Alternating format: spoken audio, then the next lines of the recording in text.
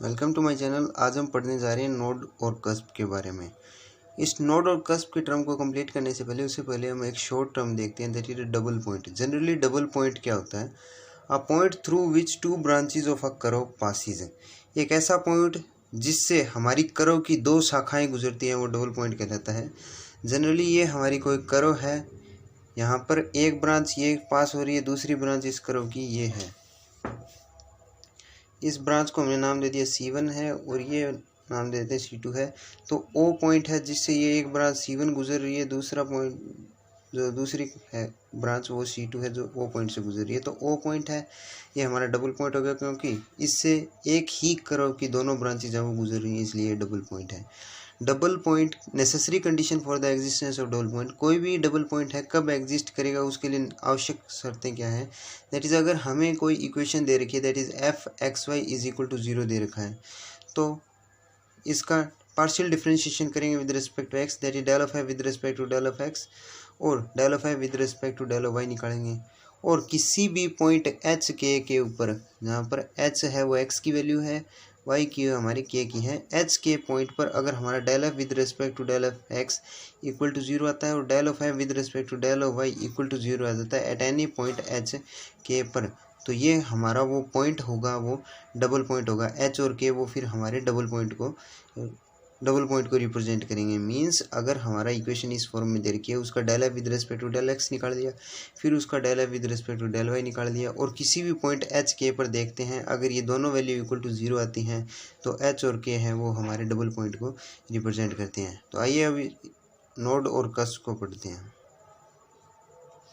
Generally node क्या होता है? A double point is node if two branches of a curve passing through it are real and tangent to them are real and distinct. Means node है वो एक double point होगा जिससे curve की दो ब्रांचेज पास करेंगी, दोनों की दोनों रियल होंगी। अगर उनके ऊपर टेंजेंट ली जाती हैं तो वो टेंजेंट भी रियल होंगी और अलग अलग रहेंगी, डिस्टिंक्ट होंगी। मान लेते हैं ये हमारा कोई XY प्लेन है, इसमें हमने ये कर्व मान रखी है, इसकी दो ब्रांचेज हैं, दैट इज C1 और C2 कर्व है। C1 ब्रांच है, इसके ऊपर हमने एक टेंजेंट मानी है T1 और C2 पर हमने एक दूसरी टेंजेंट मानी है T2। ये दोनों टेंजेंट हैं वो रियल हैं और अलग अलग हैं, दैट इज T1 टेंजेंट अलग है, T2 टेंजेंट अलग है। तो ये हमारा जो ये पॉइंट है इसको हमने नाम दे देते हैं P, नाम दे दिया। तो ये जो P पॉइंट है हमारा, ये P पॉइंट एक नोड को रिप्रेजेंट करता है, ठीक है। सिमिलरली ये हमारा ओरिजिन था। तो necessary condition for the existence of a node, की नोड है कोई कब एग्जिस्ट करेगा, उसके लिए अगर हम थ्योरेटिकली देखना चाहें तो हमारे पास इक्वेशन दी गई है f(x, y) is equal to 0, हमें कोई कर्व की इक्वेशन दे दी। उसके लिए अगर हम del square f with respect to del x del y का होल स्केयर कर दें, अगर ये वैल्यू ग्रेटर देन आती है del square f with respect del of x square into del square f with respect del of y, किसी भी point H के पर एट एच के, कोई भी पॉइंट है एच के, इस पॉइंट पर अगर ये हमारी वैल्यू है वो ग्रेटर देन रहती है दिस वैल्यू, तो ये हम क्या कहेंगे कि हमारा ये जो एच और जो के हैं, ये जो पॉइंट है वो क्या है? नोड के कोऑर्डिनेट है, नोड को रिप्रेजेंट करते हैं। ये वो पॉइंट है जो हमारा नोड होगा generally.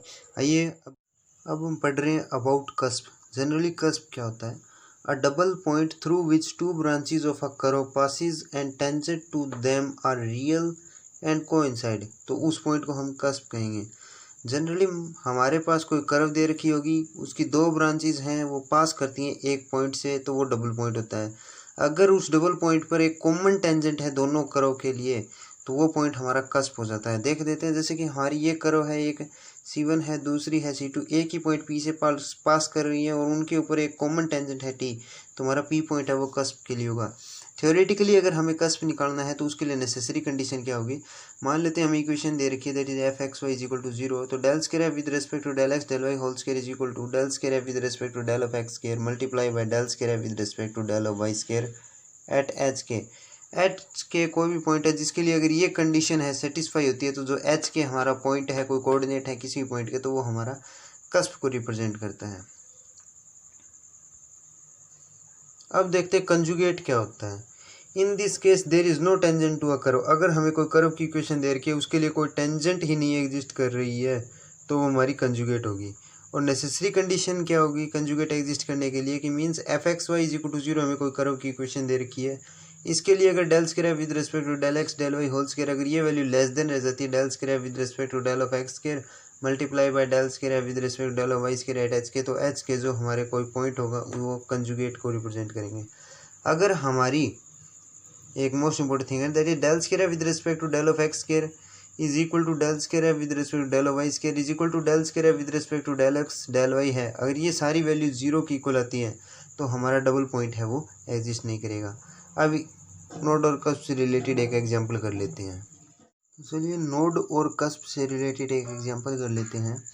Find the nature of double point if exist for the curve x cube minus y square minus 7x square plus 4y plus 15x minus 13 is equal to 0।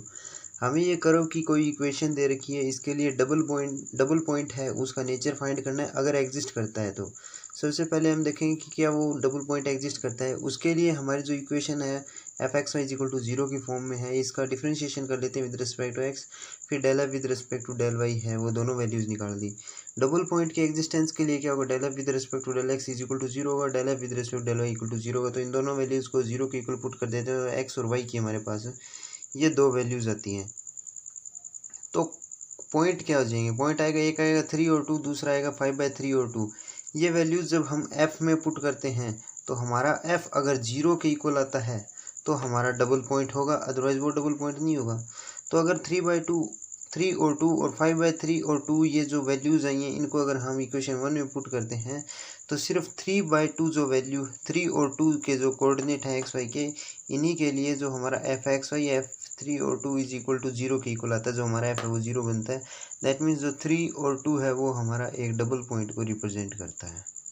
अब double point exist करता है तो अब nature of double point है वो find करते हैं।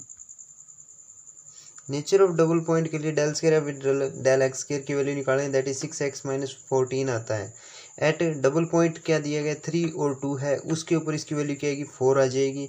Similarly del square with respect del y square की वैल्यू निकालेंगे, वो -2 आता है, और इसकी वैल्यू 3 और 2 पॉइंट पे हम देखते हैं तो वो -2 आ जाती है। Similarly del square with respect to del x del y निकालते हैं तो उसकी वैल्यू 0 आती है। एट डबल पॉइंट के जो कोऑर्डिनेट 3 और 2 हैं उन पर भी इसकी वैल्यू 0 रहेगी। तो del square with respect del of x square multiply by del square with respect to del of y square देखते हैं तो ये वैल्यू कितनी है, 4 आया था, और इसकी वैल्यू -2 आ गई तो -8 आ गया। Similarly del square with respect to del x del y whole square कर देते हैं तो इसकी वैल्यू 0 आती है। इट मीन्स हमारा जो del square with respect to del x del y whole square है ये ग्रेटर देन आ जाता है del square with respect to del x square multiply by del square with respect to del of y square. तो इस point पर ये हमारा कंडीशन किसके लिए, नोड के लिए। दैट मीन्स 3 और 2 जो पॉइंट है वो हमारा एक नोड है। Thank you.